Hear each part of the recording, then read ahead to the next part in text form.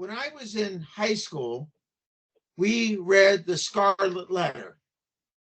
I don't know if that's still mandatory in schools or not, but tell us a little bit about your experience with that book and how it led to an opera. Yeah, thanks for asking that, because the piece that you'll be premiering on December 4th is based on themes from my first opera, which was based on Nathaniel Hawthorne's Scarlet Letter. I've always loved the book, but I partnered with a feminist psychologist by the name of Carol Gilligan and her son Jonathan Gilligan. And Carol has written quite a bit about girls and women, and so she's focused on that, and she wanted to specifically look at the Scarlet Letter from the standpoint of looking at the mother-daughter relationship, because there's a real absence of mother-daughter relationships, both in feminist scholarship and in popular culture. And so we partnered together and created an opera. Her and her son wrote the libretto, which is the words to an opera.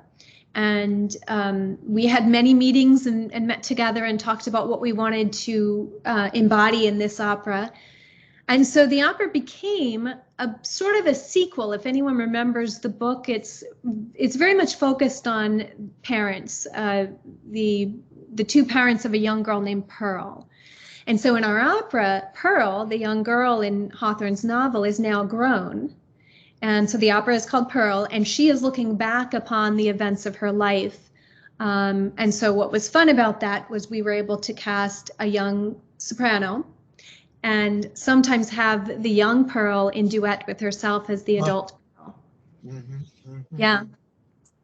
And so your orchestral piece that we'll be premiering, Scenes from Pearl, is something like an 8 to 10 minute piece. It's in about 4 brief sections. What is the music in this suite? How does that relate to the drama of the opera?